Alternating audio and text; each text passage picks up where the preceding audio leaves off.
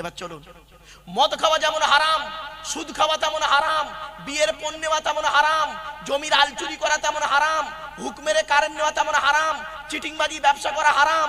মদ খোরকে বের করে দিলেন আর সুদ খোরকে মসজিদের সেক্রেটারি বানিয়ে দিলেন। পৃথিবীতে যতদিন থাকবি, এই পৃথিবীতে যতদিন থাকবি 100% আমাকেই বিশ্বাস করবি, 100% আমি আল্লাহ আমাকে বিশ্বাস করবি। যারা আমাকে 100% বিশ্বাস করেছে তারা আমার প্রিয় বান্দা বলে পরিচিত হয়েছে। প্রিয় বান্দা, আপনি 100% বিশ্বাস করেন সৃষ্টিকর্তাকে? আপনি তো 100% বিশ্বাস করেন না সৃষ্টিকর্তাকে? কি হিন্দু কি মুসলিম? সৃষ্টিকর্তা বলছে তোরা বিপদে পড়লে আমাকে ডাকিস। হে মানব জাতি, তোরা বিপদে পড়লে আমাকে ডাকিস, আর বিপদ থেকে উদ্ধার হয়ে গেলে আমারে ভুলে যাস। করোনা রোগ দিলাম তোদের টেস্ট করার জন্য, পৃথিবীতে করোনা বলে একটা রোগ দিলাম তোদের ভালোবাসাকে টেস্ট করার জন্য, দেখি কে কাকে কতটা ভালোবাসিস তোরা। বাপের করোনা হলো, ছেলে ডাক্তারকে বলল মেরে দেন মেরে দেন মেরে দেন, ঠিক না বেটি? মায়ের করোনা হয়েছে, ছেলে সরে পড়েছে, এই ভালোবাসা। স্বামীর করোনা হয়েছে, বউ সরে পড়েছে। বইয়ের করোনা হয়েছিল, স্বামী কেটে পড়েছে। মায়ের পেটের ভাইয়ের করোনা হয়েছে, কি হিন্দু কি মুসলিম? মায়ের পেটের ভাইয়ের করোনা রোগে ভাই মারা গেছে, মায়ের পেটের ভাই লাশটাকে আনতে যায়নি। আল্লাহ বলল এই তোদের ভালোবাসা, ভালোবাসার আমাকে দেখাস না, তোদের ভালোবাসা টেস্ট করে দেখে নিয়েছি। 2020 সালে করোনা নামক রোগ দিয়ে ভালোবাসার টেস্ট করে নিয়েছি। সুতরাং মনে রাখিস, এই পৃথিবীতে যতদিন বাঁচবি, চলতে ফিরতে উঠতে বসতে খেতে শুতে সব জায়গাতেই তুই কাউকে সঙ্গী নিবি না, একমাত্র আমাকে সঙ্গে রাখবি, তাহলে তুই সব জায়গায় লাভবান হয়ে যাবি। কোরআনে বলছি কথাটা, ওরে আমরা আরবিটা বলি। ইজা আযামতা ফাতাওয়াক্কাল আলাল্লাহ ইন্নাল্লাহা ইউহিব্বুল মুতাওয়াক্কিলিন। 4 নম্বর পারা 10 নম্বর পৃষ্ঠা 3 নম্বর লাইন, সূরার নাম সূরা আল ইমরান। আল্লাহ বলছেন, হে মানব জাতি, পৃথিবীতে যখন কোনো কাজ করতে যাবি, পৃথিবীতে যখন কোনো কাজ করতে যাবি, পৃথিবীর কোনো ব্যক্তি বস্তুর উপরে ভরসা করবি না, একমাত্র আমার উপরে ভরসা করে কাজে নামবি। আর যারা আমার উপরে ভরসা করে কাজে নামে আমি তাদের অত্যন্ত ভালোবাসি। এই জলসা কমিটি বন্ধুরা, জলসা যখন দেবে মানুষের উপরে নির্ভর করবে না, নির্ভর করবে তুমি সৃষ্টিকর্তার উপরে, ঠিক না ঠিক? কিন্তু বর্তমানে জলসাগুলো দেখবেন আল্লাহকে ভরসা করে জলসা হয় না, মানুষের খুশি করার জন্য জলসা হয়, ঠিক না বেটি? এখন পাড়ায় পাড়ায় জলসা হয় না বাপ? পাড়ায় পাড়ায় জলসা। ওই এই বক্তাকে আনছে, যত টাকা লাগে লাগবে আমরা ওই বক্তার আনবো, ঠিক না বেটি? দেখা যাচ্ছে খুব বড় বক্তা এনে তার দ্বারাই মানুষ কিছু শিখতে পারলো না, আর ছোটখাটো একটা বক্তা তার দ্বারাই মানুষ কিছু শিখে বাস্তবে আমল করলো। কোন লোকটা ভালো এবার বলুন? বাড়ি থেকে ভাববেন। সৃষ্টিকর্তা আরো বলছেন, বক্তব্যের শুরুতেই কথাগুলো আপনাদের বলে নিচ্ছি, হিন্দু মুসলিম একটু মাথায় কানটা রাখুন, মানে আমার কথার দিকে কানটা রাখুন, লস হবে না। সৃষ্টিকর্তা বলছে, তোরা আমাকে খুঁজিস, হ্যাঁ, বিপদে পড়লে আমাকে ডাকিস, আর বিপদ থেকে উদ্ধার হয়ে গেলে আমাকে ভুলে যাস। কেন? এটা কেন করিস তোরা? মনে রাখিস, আমি ইচ্ছা করলে মুহূর্তের মধ্যে তোদেরকে শেষ করে দিতে পারি। চোখের সামনে দেখলি না, চোখের সামনে দেখলি না পরমাণু বোমা, যে কটা দেশে পরমাণু বোমা আছে তারা পৃথিবীর শক্তিধর দেশ, ঠিক না বেটি? বাবা বলো না, যাদের ভারত, পাকিস্তান, আপনার কি বলবো, রাশিয়া, আমেরিকা, এরা সব পরমাণু দেশ, ফ্রান্স, এদের কাছে পরমাণু বোমা আছে, এরা খুব ক্ষমতাবান। পৃথিবীর মধ্যে কয়েক কটা দেশ আছে পরমাণু বোমা আছে, ওরা খুব ক্ষমতাবান। সৃষ্টিকর্তা বলছে, তোর পরমাণু বোমাও কিছু করতে পারবে না রে, তোর পরমাণু বোমাও কিছু করতে পারবে না, বলে দিলাম। আমার কাছে তোদের হাত তুলে ভিক্ষা চাইতে হবে। এই পৃথিবীর মানব জাতি শুনে নে, আমি সৃষ্টিকর্তা, তোর পরমাণু বোমা কিছু করতে পারবে না, টাকা পয়সা কিছু করতে পারবে না, অর্থনৈতিক দিক তোর কিছুই করতে পারবে না। মনে রাখিস এমন একটা রোগ দেবো, সব বেটা আমার কাছে ভিক্ষা চাইতে শুরু করলি। ইতালি থেকে শুরু করে সব, নাম হলো করোনা। এমন রোগ দিয়েছিল সব বেটা, ঠিক না বেটি? এই হিন্দু, মুসলিম, জৈন, ব্রাহ্মণ, খ্রিস্টান যত ধর্মের মানুষ সব উপরওয়ালার কাছে হাত তুলেছে। তুমি ছাড়া আমাদের গতি নাই, তুমি ছাড়া গতি নাই। হলো পরমাণু বোমা তোর কোথায় গেল? সৃষ্টিকর্তা বলছে ইন্নাল্লাহা আলা কুল্লি শাইইন কাদির, আমি সৃষ্টিকর্তা হলাম সমস্ত জিনিসের উপরে ক্ষমতাবান। আমার উপরে ক্ষমতা দেখাস, আমার উপরে ক্ষমতা দেখাস, খবরদার নয়। চলো না কি যাচ্ছি। এরপরে সৃষ্টিকর্তা বলছেন কিসের অহংকার করিস? ঝনঝনিয়ার মানুষেরা, উত্তর 24 পরগনার মানুষেরা, কিসের অহংকার? আজকের প্লাস্টিকের উপরে তোরা বসে আছিস। সৃষ্টিকর্তা বলছেন শুনে নিন, আজকের প্লাস্টিকের উপরে বসে আছিস, কালকে চোখ দুটো বন্ধ হয়ে গেলে ওই প্লাস্টিকের নিচেই চলে যাবি, ঠিক না বেটি? আচ্ছা ওই নিচেই যে জায়গাটায় যাবো, জায়গাটার নাম কি? মুসলমানরা কি বলে? ওরে বোকা লোক, কবর। কবর। আমি বললাম মুসলমানরা কি বলে? কবর।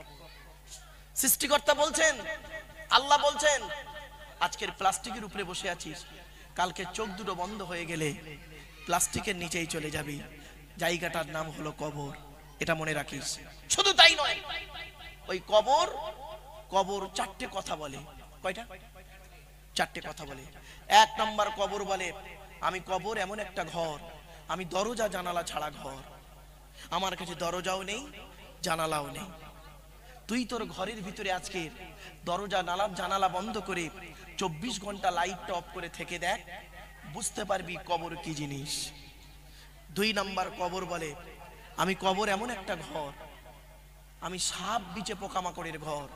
তোর এই সুন্দর দেহটাকে খাওয়ার জন্য পর্যাপ্ত পরিমাণ সাপ বিচে পোকামাকড় আমার কাছে প্রস্তুত। সুতরাং পৃথিবীর উপরে যতদিন থাকবি ভালো ভালো কাজগুলো করে আসবি। মানুষের উপকার করতে না পারলে ক্ষতি করতে যাবি না।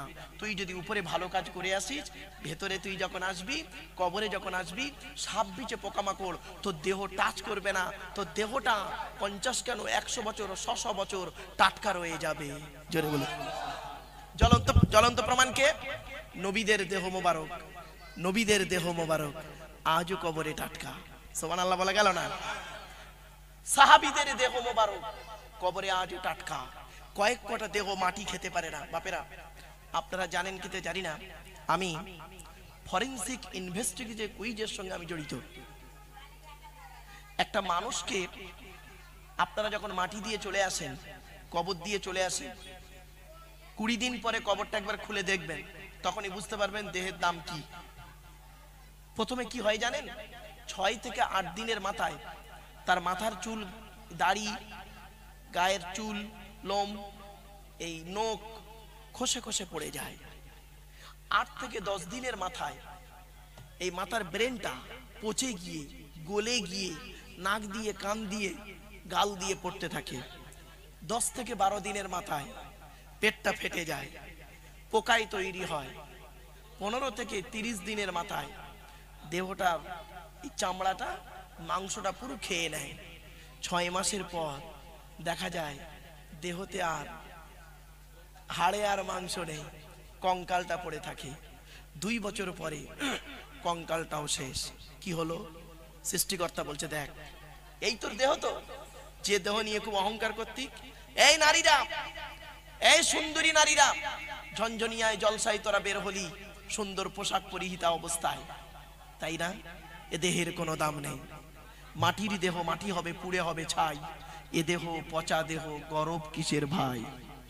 এখানে বসে বসে ভাবুন একটু, এখানে বসে বসে আপনারা ভাবুন, জলসা হচ্ছে এটাই, এরই নাম জলসা।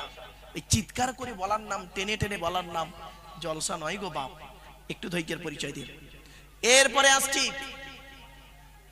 আমাদের অনেকের নাম আলাদা নাই, প্রত্যেকের নাম এক আলাদা, প্রত্যেকের গায়ের রংটা আলাদা, প্রত্যেকের মুখের ভাষা, গলার স্বরটা আলাদা, প্রত্যেকের ডিগ্রি কোয়ালিফিকেশন আলাদা। সৃষ্টিকর্তা বলছে শোন, তুই হাফেজ, মৌলানা, মুফতি, পীর সাহেব, দরবেশ সাহেব, ইমাম সাহেব, প্রধান, উপপ্রধান, এমএলএ, এমপি, এসডিও, বিডিও, থানার বড় বাবু, কোর্টের উকিল, হাকিম, মুক্তার, ধনী, গরিব, সব কখন জানিস? কখন জানিস? তোর দেহতে যতক্ষণ আত্মাটা আছে ততক্ষণ তোর নাম। দেহতে আত্মা যতক্ষণ ততক্ষণ তোর নাম। আর যখন দেহ থেকে আত্মাটা আমি ছিনিয়ে নেব, তখন ওই দেহটার একটাই নাম, পৃথিবীর সমস্ত মানুষের একটাই নাম। কি বলুন তো, কি বলুন? লাশ। লাশ। আগে চলে গেছে বাঁশ। খারাপ ভেবনি বাপ। কবর দেওয়ার জন্য মাটি দেওয়ার সময় আগে কি যায়? সৃষ্টিকর্তা বলছে দেখ, তোর দাম হলো তখন, তোর দেহতে আত্মা যতক্ষণ ততক্ষণ তোর নাম, দামি দামি নাম। আর দেহ থেকে যখন আত্মাটা ছিনিয়ে নেব, তখন তোর প্রত্যেকেই পৃথিবীর সমস্ত মানুষের একটাই নাম, লাশ। লাশ। রাষ্ট্রপতি যখন মারা গেল, এপিজে আব্দুল কালাম রাষ্ট্রপতি যখন মারা গেল, মিসাইল ম্যান, পৃথিবী বিখ্যাত একজন বৈজ্ঞানিক বলা হয়েছে তাকে। সে যখন মারা গেল, তার লাশটাকে যখন নিয়ে যাচ্ছিল, কেউ বলেনি ওই রাষ্ট্রপতি আসছে, প্রত্যেকেই বলেছিল লাশ আসছে। বন্ধু, এখানে বসে বসে একবার ভাবো, আমাদের জীবন শুরু হয়েছে 150 টাকায়। এ হিন্দু মুসলিম, আমাদের জীবন শুরু হয়েছে 150 টাকায়, আর জীবন শেষ হবে 1500 টাকায়। কি বললাম? বুঝতে পারলেন আমার ওয়াজ? ও বাপ, এসব কলেজ ইউনিভার্সিটির লেকচার গো বাপ। জীবন শুরু হয়েছে 150 টাকায় আমাদের, আর শেষ হবে 1500 টাকায়।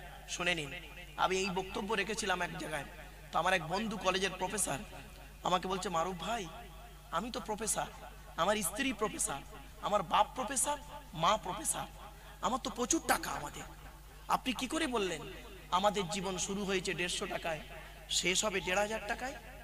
আমি বললাম, বন্ধু বুঝতে পারলে না? না। বলছে না।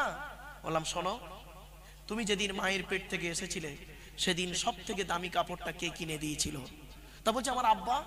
কত দাম নিতে পারে? বলে 100 থেকে 150 টাকা। কাপড়টা নিজে পরতে পেরেছিলেন? বলছে না, অন্যেই পরিয়ে দিয়েছিল। আমার আল্লাহ বলছেন, সৃষ্টিকর্তা বলছেন, হে পৃথিবীর মানব জাতি, শুনে নে, জীবনের প্রথম কাপড়, জীবনের প্রথম কাপড়, তার দাম 150 টাকা। তুই নিজে পরতে পারলি না, অন্যেই তোকে পরিয়ে দিল। আর জীবনের শেষ কাপড়, জীবনের শেষ কাপড়, তার নাম কাপন। কাপন। কি বলেন বাপ? কাপন। তার দাম কত বাবা? 1500 টাকা। সৃষ্টিকর্তা বলছেন, তোর জীবনের প্রথম কাপড়, তার দাম 150 টাকা। তুই নিজে পরতে পারলি না, অন্যেই তোকে পরিয়ে দিল। জীবনের শেষ কাপড়, তার দাম 1500 টাকা। তুই নিজে পরতে পারবি না, অন্যেই তোকে পরিয়ে দেবে। তো জীবনের শুরু আর শেষ কত হলো? 150 শুরু করালাম, 1500 শেষ করলাম।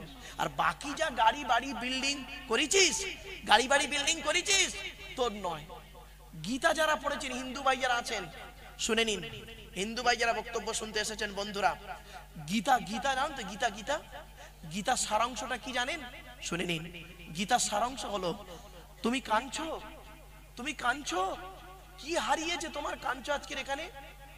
যা নিয়েছো, যা নিয়েছো এই পৃথিবী থেকেই নিয়েছো, যা দিয়েছো এই পৃথিবীতেই দিয়েছো। ইনকাম করেছো 2 হাত দিয়ে, পৃথিবীতেই ইনকাম করেছো। গাড়ি বাড়ি বিল্ডিং করেছো, এই পৃথিবীতেই করেছো। যেটা আজকের তোমার আছে, গতকালকে সেটা অন্যের ছিল, আজ তোমার আছে। তোমার চোখ দুটো বন্ধ হয়ে গেলে আগামী কাল সেটা অন্যের হয়ে যাবে। ঠিক না বেটি? বন্ধু, তোমার বাপের সম্পত্তি, তোমার বাপের সম্পত্তি ছিল গতদিন, গতকালকে তোমার বাপের সম্পত্তি ছিল, তোমার বাপ মারা গেছে, আজ তুমি হয়েছো সম্পত্তির মালিক। তুমি আজ মারা যাও, আগামীকাল তোমার ছেলে তার মালিক হয়ে যাবে। কিছু বুঝতে পারছেন বাবা আমার ওয়াজ? এজন্য অনুরোধ করে বলছি, হিন্দু মুসলিম কাঁধে কাঁধ মিলিয়ে চলুন। খবরদার নয়, একই আকাশের তলায় থাকি, একই কলের জল খাই, একই মিষ্টির দোকানে মিষ্টি কিনে খাই, একই সূর্যের কিরণ গায়ে লাগাই, একই রাস্তায় চলাফেরা করি। কিসের হিন্দু, কিসের মুসলিম, কিসের মারামারি? মনে রাখবেন, ইসলাম শব্দের অর্থ হলো শান্তি বা আত্মসমর্পণ। হিন্দু ভাইদের ঠাকুরথানে একটা শব্দ লেখা থাকে, ওং বলে একটা শব্দ। ওং শব্দের অর্থ হলো শান্তি। যা দেবী সর্বভূতে শক্তি রূপে, অং নমস্তস্যৈ নমা নমা, অল্লং ষষ্ঠং অল্লং পরোনাম ব্রহ্মম, ও তার বিন্দু, ও তার বিন্দু, অং নমস্তস্যর বাংলাস্বর নমা, মানি শারদাং সত্যম শিবম সুন্দরম, লা ইলাহা ইল্লাল্লাহ মুহাম্মাদাং রাসূলাং। কিছু বুঝতে পারছো বাপ আমার ওয়াজ?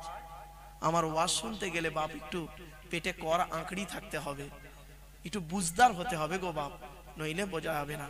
সৃষ্টিকর্তা বলছেন, এই পৃথিবীর মানুষ, ঝনঝনিয়ারা, হিন্দু মুসলমানেরা, শোন, আমি সৃষ্টিকর্তা তোদের বলে দিচ্ছি।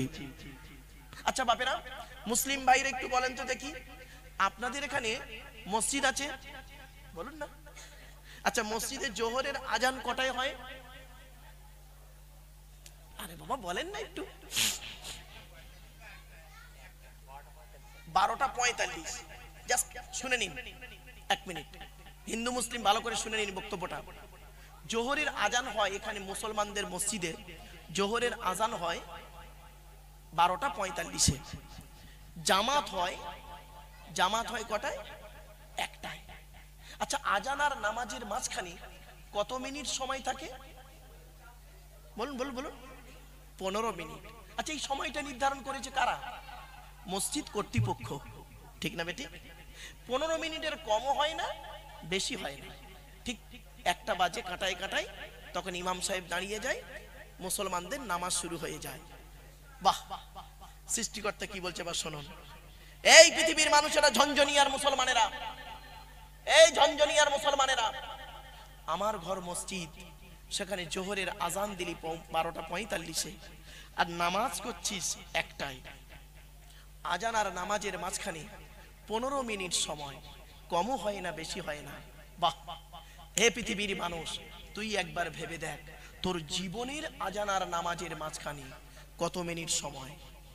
জীবনের আজান নামাজ মানে, তুই যেদিন মায়ের পেট থেকে এলি সেই দিন তোর কানে আজান দেওয়া হয়েছিল, ওই আজানের জামাত আমি করিনি, রেখে দিয়েছিলাম।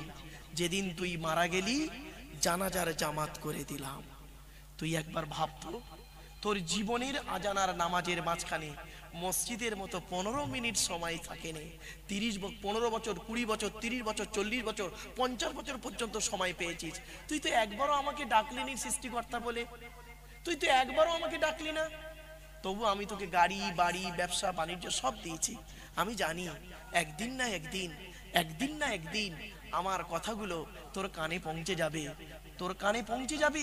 সেই দিন তুই তোর পাপের কথা স্মরণ করে তুই আমার কাছে একবার কি করবি? ক্ষমা প্রার্থনা করবি। আমি আল্লাহ তোর জীবনের গুনাহগুলো মাফ করে দেবো। وَمَن يَعْمَلْ سُوءًا أَوْ يَظْلِمْ نَفْسَهُ ثُمَّ يَسْتَغْفِرِ اللَّهَ يَجِدِ اللَّهَ غَفُورًا رَحِيمًا। 5 নম্বর পারা, পারা মানে খণ্ড, 5 নম্বর খণ্ডে 15 নম্বর পৃষ্ঠাতে 10 নম্বর লাইনে, সূরার নাম সূরা নিসাতে সৃষ্টিকর্তা বলছেন, হে পৃথিবীর মানব জাতি, তোরা পাপ করেছিস, আমি আল্লাহ জানি, আমি সৃষ্টিকর্তা জানি। তোরা গোপনে পাপ করেছিস, প্রকাশ্যে পাপ করেছিস। তোরা পাপের কথা স্মরণ কর, আর হীনমন্যতায় ভুগবি না। কিরকম? আমি এত পাপ করেছি, আমার কথা সৃষ্টিকর্তা নেবে? উনি মৌলভী সাহেব লোক, পীর সাহেব লোক, ওনার কথা সৃষ্টিকর্তা নেবে? খবরদার নয়। আমি সৃষ্টিকর্তা বলছেন, আমি সৃষ্টিকর্তা, সকলের সৃষ্টিকর্তা রে। তুই কোনোদিন ভাববি না পীর সাহেবের কথা আমি নেবো আর তোদের কথাগুলো নেবো না। খবরদার, এই হীনমন্যতায় ভুগবি না। চলে আয়। তুই পাপ করেছিস, আমার কাছে চলে আয়। আমার কাছে এসে তুই তোর পবিত্রতা অর্জন কর। হাত মুখ ভালো করে ধুয়ে নে, অজু গোসল তায়াম্মুম যেটা বলেন মুসলমানেরা, অজু গোসল তায়াম্মুম করে নিয়ে আমার কাছে তুই একবার তোর দুটো হাত আমার কাছে একবার তুলে আমার কাছে তোর চোখের পানি ফেল আর বল, ওগো দয়াময়, পৃথিবীতে বহু পাপ করেছিস, পৃথিবীর জমিনে মানুষের চোখ থেকে আড়াল করেছি, আপনার চোখ থেকে আড়াল হতে পারি নাই। আপনি সামিয়ম বাসির, আমার বিগত জীবনের পাপগুলোকে আপনি ক্ষমা করে দিন। সৃষ্টিকর্তা বলছে, তুই যখন এরকম ক্ষমা চাস না, আমি তখন ফেরেশতাদের বলি, দেখ আদমের সন্তান পাপ করেছে, কিন্তু আমার কাছে ক্ষমা চাইছে, স্যারেন্ডার হচ্ছে, যা আমি ওর জীবনের সমস্ত পাপগুলোকে আমি ক্ষমা করে দিলাম। বাপেরা একটু ভাবুন। তাই কবর বলছে, আমি কবর এমন একটা ঘর, আমি হলাম দরজা জানালা ছাড়া ঘর। 2 নাম্বার কবর বলছে, আমি কবর এমন একটা ঘর, আমি সাপ বিচে পোকামাকড়ের ঘর। 3 নাম্বার কবর বলছে, আমি কবর এমন একটা ঘর, আমি কাউকে চিনি না। কে পীর সাহেব, মলি সাহেব, মুফতি সাহেব, কোন সাহেবকে আমি চিনি না। আমি ওর আমলটাই চিনি। কিছু বুঝতে পারছেন আমার বক্তব্য বাপেরা? ওর আমলটাই চিনি। আমার বাপেদের বলে যাচ্ছি, ভালো কাজ করে যান, ভালো ভালো কাজ করে যান। আপনি দাড়ি রেখে নামাজ পড়েন আর জমির আল চুরি করেন কেন? কি আল বলে তো নাকি? দাড়ি রেখে নামাজ পড়ছেন আর হুকমেরে কারেন্ট নিয়ে পাকা চালিয়ে উনি তাহাজ্জুদের নামাজ পড়ছে। চুরি করা কারণে পাকা চালিয়ে তাহাজ্জুদ চলছে। ছোট্ট একটা উদাহরণ দিচ্ছি, বলুন তো দেখি। ঝঞ্ঝনিয়ার মানুষ, আপনাদের এই মসজিদে জুম্মার দিনে একজন মুসলিম ছেলে 25 বছরের যুবক ছেলে, আপনাদের গ্রামের ছেলে, মুসলিম, হিন্দু নন, মুসলিম ছেলে, জুম্মার দিনে প্রচুর পরিমাণ বাংলা মদ খেয়েছে। কি মদ? বাংলা মদ, ইংলিশ মাল নয়, বাংলা মদ খেয়েছে, অতিরিক্ত মদ খেয়েছে। আচ্ছা, মদ হালাল না হারাম? জোরে বলুন। হারাম, অবৈধ। ইসলামে আছে মদ অবৈধ, মদ হারাম খাবার। ছেলেটি প্রচুর পরিমাণ মদ খেয়েছে। মদ খেয়ে সাদা পায়জামা পাঞ্জাবি পরেছে, সাদা টুপি মাথায় দিয়ে মসজিদে গিয়েছে জুম্মার নামাজ পড়তে। আপনারা তাকে কি করবেন? বলুন বলুন বলুন, তাকে কি করবেন? বলুন, আরে বলুন না রে ভাই। বের করে দেবেন, তাই তো? এই ঝঞ্ঝনিয়ার হিন্দু মুসলমানরা, জ্ঞানী গুণী বুদ্ধিজীবীরা, একটু শুনে নিন। আমার বক্তব্য শুনতে গেলে একটু ব্রেনের দরকার। চলুন। ছেলেটি মদ খেয়েছে, পায়জামা পাঞ্জাবি টুপি পরে মসজিদে উঠেছে জুম্মার দিনে নামাজ পড়তে। আপনারা তাকে বের করে দেবেন। ছেলেটি বের হতে যদি না চায়, কি করবেন? মেরে বের করে দেবেন, তাই তো নাকি? আরে ভাই বলুন না। ছেলেটার অপরাধটা কি? অপরাধ হলো মদ হারাম খাবার। মদ হারাম খাবার, মসজিদ পবিত্র স্থান, হারাম খাবার খেয়ে পবিত্র স্থানে উঠেছে, তাই তাকে বের করে দিলেন। বের হতে চাইল না, মেরে বের করে দিলেন। কত ভালো মানুষ আপনারা। আহা, এবার চলুন। মদ খাওয়া যেমন হারাম, সুদ খাওয়া তেমন হারাম, বিয়ের পণ নেওয়া তেমন হারাম, জমির আল চুরি করা তেমন হারাম, হুকমেরে কারেন্ট নেওয়া তেমন হারাম, চিটিংবাজি ব্যবসা করা হারাম। মদ খোরকে বের করে দিলেন আর সুদ খোরকে মসজিদের সেক্রেটারি বানিয়ে দিলেন। এই রে, কি হলো? হয়েছে এবার? হে মুসলমান, বিবেককে প্রশ্ন করো, ভাবো, বিবেককে প্রশ্ন করো। চলুন আজকে আমরা একটু ভাবি। আমার দেহের কোনো দাম নেই, আপনাদের দেহের কোনো দাম নেই। আমাদের দেহের দাম সেই দিন হবে আমার মরণের 10 বছর পরে, যদি কবরটা একবার খুলে দেখা হয়। চলতো দেখি, আব্দুল্লাহিল মারুফ ঝঞ্ঝনিয়া গ্রামে এসে খুব বড় বড় লেকচার মারছিল। 10 বছর আগে মালটা মারা গেছে। কবরটা খুলে দেখতো মালটা পচে গেছে না টাটকা আছে। যদি কবরটা খুলে দেখেন, দেহটাও যদি টাটকা পান, কাফনটাও যদি টাটকা পান, আপনাদের ধারণা এটাই জন্মাবে, ওরে দাওয়াত করে আনাটা আমাদের লাভ হয়েছিল। ও ঈমান নিয়ে বেটা কবরে গেছে। আর যদি আমার মৃত্যুর 10 বছর তো দূরের কথা, 6 মাস পরে, আমার মৃত্যুর 6 মাস পরে কবরটা বর্ষার পানিতে ভেঙে গেছে, কবরটা যদি একটু খুলে দেখেন, দেহ তো দূরের কথা, কাফনের কোনো গন্ধ নেই।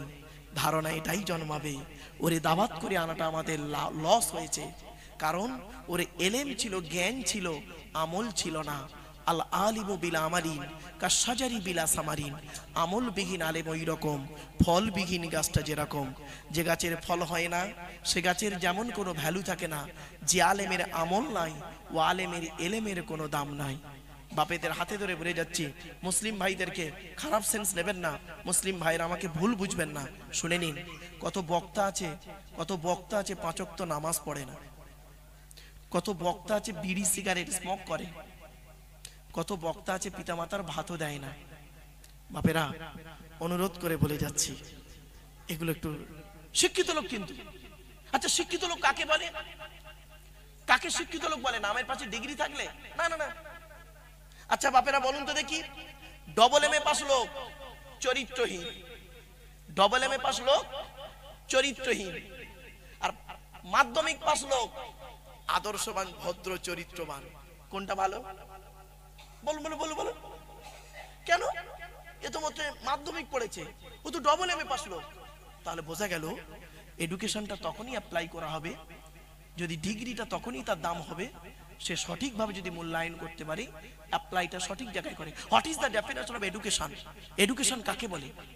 ই D U C A T I O N, এক একটা লেটারের এক একটা গুণাগুণ আছে, তবেই তাকে এডুকেশন বা শিক্ষা বলে। ই থেকে ইগার্ডি, ডি থেকে ডেভেলপমেন্ট, ইউ থেকে ইউনিভার্সাল, সি থেকে ক্যাপাবিলিটি, এ থেকে অ্যাক্টিভ, টি থেকে টলারেন্স, আই থেকে ইন্টেলিজেন্ট, ও থেকে ওবিডিয়েন্স, এন থেকে ন্যাচারাল। এতগুলি গুণে গুণান্বিত বস্তুকে বলা হয় এডুকেশন বা শিক্ষা, যাকে তাকে এডুকেশন বা শিক্ষা বলে না। শিক্ষাটা নেবে কে? যে নেবে তাকে বলা হয় স্টুডেন্ট। এই স্টুডেন্টরা, মাধ্যমিক উচ্চ মাধ্যমিকের স্টুডেন্টরা শুনে নাও, আজকের স্টুডেন্ট কাকে বলে? স্টুডেন্ট মানে এই নয় যে আমতলা, জামতলা, বুড়ির বেলতলা, বাঁশতলা, ইকোপার, নিকোপার, চিড়িয়াখানা, ভিক্টোরিয়া, জাদুঘর, তারামণ্ডলে, নদীর পার্কে বসে একটু প্রেম নিবেদন করব, সারা বছর পড়লো না, পরীক্ষার খাতায় টুকলি করছে, স্যার ধরলো, ছুরি মারলো, এর কোনোদিন স্টুডেন্ট বলে না। S T U D E N T, এক একটা লেটারের এক একটা গুণাগুণ আছে, তবেই তাকে স্টুডেন্ট বলে। এস থেকে স্টাডি, অধ্যয়নশীল হতে হবে।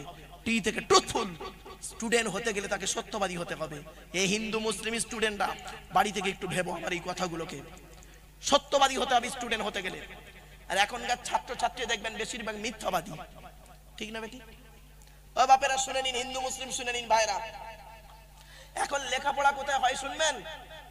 পেচ্ছাপখানায়, পায়খানায়। কখন জানেন? এই মাধ্যমিক পরীক্ষার সময় দেখবেন পেচ্ছাপখানায়, পায়খানায় গিয়ে দেখবেন যেখানে সেন্টার পড়ে, ও বাবা আমার স্কুলে সেন্টার, কাল থেকে পরশুদিন থেকে সেন্টার। আমি তো জানি মাধ্যমিক উচ্চ মাধ্যমিকের সেন্টার যেখানে হয় দেখবেন টুকলিগুলো, টুকলি মাইক্রো জেরক্স, বইয়ের পৃষ্ঠা ছিঁড়ে পেচ্ছাপখানায়, পায়খানায় ফেলে রেখে চলে আসে। আর তা থেকে অন্য ছেলে পেচ্ছাপ, পায়খানা ফেলে। আবার ওই ছেলেটা দেখবেন 20 বছর পরে উনি একজন মাস্টার, ডাক্তার, ইঞ্জিনিয়ার, প্রফেসর, ধর্মীয় বক্তা, লেকচার দেবে। ছি, একটু বিবেককে প্রশ্ন করো। বিবেককে প্রশ্ন করলেই তুমি মানুষ কি অমানুষ বলে যাবে। মানুষ বলে বাবা, যার মধ্যে হুঁশ আছে সেই হলো মানুষ, আর যার মধ্যে হুঁশ নেই সে হলো অমানুষ। চলুন এগিয়ে যাচ্ছি। এস থেকে স্টাডি, টি থেকে ট্রুথফুল, ইউ থেকে ইউনিটিবান কমন, ডি থেকে ডেভোটিয়াস, ই থেকে এফিসিয়েন্ট, এন থেকে নোবেল, টি থেকে টিপটপ।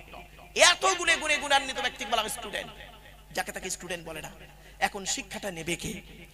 নেবে হলো স্টুডেন্ট, দেবে কে? আচ্ছা বাবা, শিক্ষা কে দেয়? জোরে বলুন। টিচার। Hui is teacher? এই টিচার শব্দটা একটু ভেঙে দিই ভাই, আমারে ভুল বুঝতে যাবেন না যেন। হিন্দু মুসলিম শিক্ষক ভাই যারা আছেন, আমি অ্যাজ একজন স্কুল টিচার, আমারও ভুল বুঝবেন না, বাস্তব কথা আজ তুলে ধরছি। চলো, টিচার কাকে বলে? টি ই এ সি এইচ ই আর, টি থেকে ট্রেনার, প্রশিক্ষণ প্রাপ্ত হতে হবে তবেই তুমি টিচার। ই থেকে ইগার্ডি, আগ্রহী হতে হবে তবেই তুমি টিচার। মাইনে নেবো, ঘরে পালাবো, এই মানসিকতা যদি থাকে তোমার, তুমি আদর্শবান টিচার হতে পারো না। দুঃখের বিষয় কি জানেন? আজ বর্তমানে আমার অনেক সরকারি শিক্ষক ভাইরা আছেন, শিক্ষিকা বোনেরা আছেন, তারা ক্লাসে ঠিক মতো পড়ান না, আর পাশে একটা কোচিং এ পড়ান, 300 টাকা করে স্টুডেন্টদের কাছ থেকে নেয়, সেখানে একটু ভালো করে পড়ান। অনেক ডাক্তার আছেন দেখবেন, অনেক ডাক্তার আছে, আপনাদের এলাকায় আছে কিনা জানি না, নেটওয়ার্ক মার্কা ডাক্তার। আমি ভারত, বাংলাদেশ আর নেপাল 3টে দেশ ঘোরা মানুষ। বিভিন্ন, জানেন তো, একজন ন্যাশনাল প্রেসিডেন্ট হতে গেলে তার বিভিন্ন জায়গায় বিভিন্ন কনফারেন্সে যেতে হয়, হিন্দু মুসলিম কনফারেন্সে। আপনাদের এলাকায় এই টাওয়ারওয়ালা নেটওয়ার্ক মার্কা ডাক্তার আছে? বুঝতে পারেননি? শুনে নিন, আপনি যে ডাক্তারকে দেখাবেন, ও যে ওষুধ দোকানে ডাক্তার বসেছে, ওর লেখা ওষুধটা ওই দোকানেই পাবেন, মরে গেলেও পাশের দোকানে পাবেন না। ঠিক না বেটি? এলো নেটওয়ার্ক মার্কা ডাক্তার। নেটওয়ার্ক মার্কা ডাক্তার তার মানে ওষুধের একটা ওর কমিশন আছে, এর অনেক ম্যাটার আছে, অনেক ম্যাটার। শুনে লাভ নেই, মনে রাখবেন। শুধু তাই নয়, টি থেকে ট্রেনার, ই থেকে ইগার্ডি, এ থেকে এবিলিটি, দক্ষতা থাকতে হবে তবেই তুমি টিচার। তুমি উচ্চ মাধ্যমিকের ছেলে পড়াবে, তুমি যে সাবজেক্টটা পড়াবে সেই সাবজেক্টটা তোমার ব্রেনে রাখতে হবে, ঠিক না বেটি? পশ্চিম বাংলার জমিনে এমন অনেক টিচার আছেন যিনি যে সাবজেক্টের টিচার, সেই সাবজেক্টটা হয়তো ভালো করে বোঝেন না। তাহলে চাকরি পেলেন কি করে? দুটো কারণে, হয় সোর্সে নয় ফোর্সে। জ্ঞানীগুণী বুদ্ধিজীবী মানুষ, একটু ভাবুন। চলুন এগিয়ে যাচ্ছি। Most important letter C. C থেকে ক্যারেক্টার। টিচার হতে গেলে চরিত্র ঠিক থাকতে হবে। আজ থেকে 30 বছর আগে জ্ঞানীগুণী বুদ্ধিজীবী ভাইয়ের একটু বলুন তো দেখি, আমরা আমাদের স্যারেদের দেখলে সাইকেল থেকে নেমে যেতাম, ঠিক না বেঠিক? আরে ভাই বলুন না একটু আমার সঙ্গে। আমরা আমাদের স্যারেদের দেখলে কি হিন্দু কি মুসলিম দেখতাম না, স্যার আসছেন সাইকেল থেকে নেমে যেতাম। আজ থেকে 30 বছর আগে টিচার ছাত্রের সম্পর্ক ছিল পিতা আর পুত্রের ন্যায়। শিক্ষক ছাত্রকে পুত্র বলে মনে করত, আর ছাত্র শিক্ষককে পিতার মতো ভক্তি শ্রদ্ধা সম্মান করত। স্যারেদের সামনে আমরা ঘড়ি পরতাম না, ঘড়ি। জিজ্ঞেস করুন। আর এখন কি হয়েছে শুনবেন। টিচার ছাত্রের সম্পর্ক বেশিরভাগ জায়গায়, সব জায়গায় নাই, বেশিরভাগ জায়গায় বন্ধু বিড়ি চেয়ে খায়, খৈনি মলে দেয়, ঠিক না বেঠিক? আজ থেকে 30 বছর আগে টিচার ছাত্রীর সম্পর্ক কি ছিল? পিতা আর কন্যার ন্যায়। মেয়েটি শিক্ষককে বাপের মতো ভক্তি করত, শ্রদ্ধা করত, আর শিক্ষক ছাত্রীটিকে নিজের কন্যা বলে মনে করত। এখন কি হয়েছে শুনবেন। টিচার ছাত্রীর সম্পর্ক বেশিরভাগ জায়গায় স্বামী স্ত্রী। প্রাইভেট পড়াতে দিয়েছে, ইংরাজি করাতে দিয়েছে, মৌলবীর কাছে আরবি পড়াতে দিয়েছে, উনি ভদ্রলোক বেটাও পড়িয়ে নিয়ে বসে আছে। এই জন্যই প্রফেট মুহাম্মদ সাল্লাল্লাহু বলেছিলেন, দি Messenger of Allah peace be আপন হিম shed, the best among you those with good manner। নবী বলেছেন, তোমাদের মধ্যে উত্তম ব্যক্তি ওই লোকটা, তোমাদের মধ্যে উত্তম ব্যক্তি ওই লোকটা যার ক্যারেক্টার, চরিত্র ভালো। ওই লোকটাই হলো উত্তম ব্যক্তি। একজন উকিল, ব্যারিস্টার, মাস্টার, ডাক্তার, মোল্লা, মলি সাহেব, পীর সাহেব, দরবেশ সাহেব, আমির সাহেব, মুফতি সাহেবের যদি চরিত্র খারাপ হয়, আর একজন টোটোওয়ালার চরিত্র যদি ভালো হয়, নবী বলেছেন টোটোওয়ালাটা হলো এদের থেকে উত্তম ব্যক্তি আল্লাহর কাছে। Many loss is something loss, health loss is nothing loss, but character loss is everything loss। মানুষের যদি টাকা চলে যায়, ইনকাম করলে টাকাটা আবার ফিরে আসবে। মানুষের যদি শরীর চলে যায়, ভালো মন্দ খেলে শরীরটাও ফিরে আসবে। কিন্তু বন্ধুরে, মানুষের যদি চরিত্র চলে যায়, চরিত্র কিন্তু আর ফিরে আসবে না। তাই আল্লাহর নবী বললেন, হে হিন্দু মুসলিম শুনে নিন, প্রফেট মুহাম্মদ সাল্লাল্লাহু আলাইহি ওয়াসাল্লাম বললেন, আজ থেকে 1500 বছর আগে বলে গেলেন মুহাম্মদ সাল্লাল্লাহু আলাইহি ওয়াসাল্লাম, হে পৃথিবীর মানব জাতি, হে পৃথিবীর মানব জাতি, হে পৃথিবীর মানব জাতি, তোরা আমাকে দুটো জিনিসের গ্যারান্টি দে। কটা? দুটো জিনিসের গ্যারান্টি দে। আমি মুহাম্মদ সাল্লাল্লাহু আলাইহি ওয়াসাল্লাম তোদের স্বর্গ বা জান্নাতের গ্যারান্টি দেব। কি? দুই ঠোঁটের মাঝখানে হারাম খাবার খাওয়া থেকে জিভটাকে ঠিক কর, বাজে ভাষা বলা থেকে জিভটাকে ঠিক কর, পরনিন্দা পরচর্চা করা থেকে জিভটাকে ঠিক কর, আর দুই রানের বীজখানে লজ্জাস্থানকে হেফাজত কর।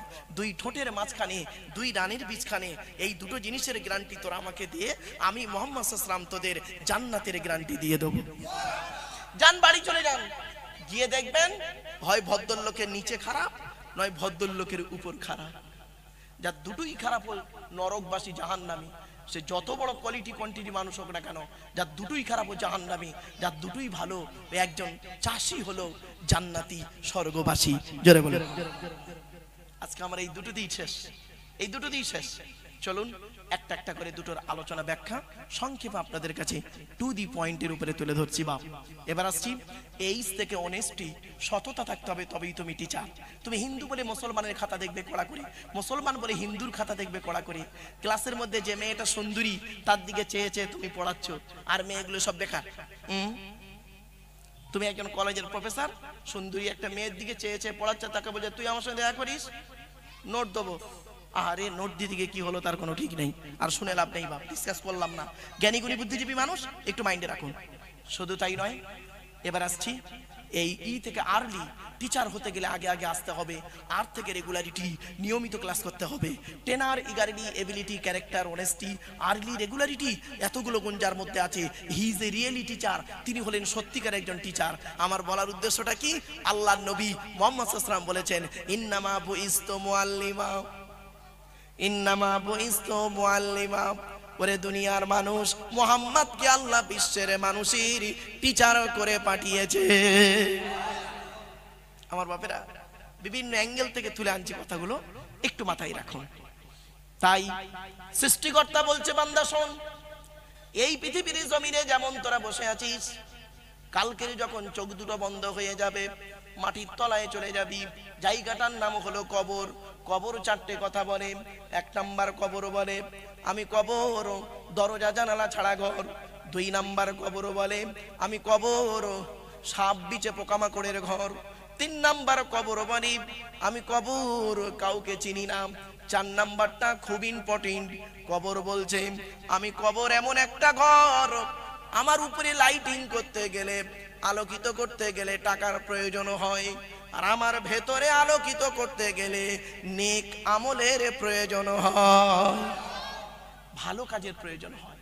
তাই সৃষ্টিকর্তা বলছেন কি, এই মানব জাতি, হিন্দু মুসলিম সব দেখি না, মানব জাতি এই পৃথিবীতে যতদিন থাকবি, মানুষের উপকার করতে না পারলে ক্ষতি করতে যাবি না, মানুষের উপকার করতে না পারলে ক্ষতি করতে যাবি না।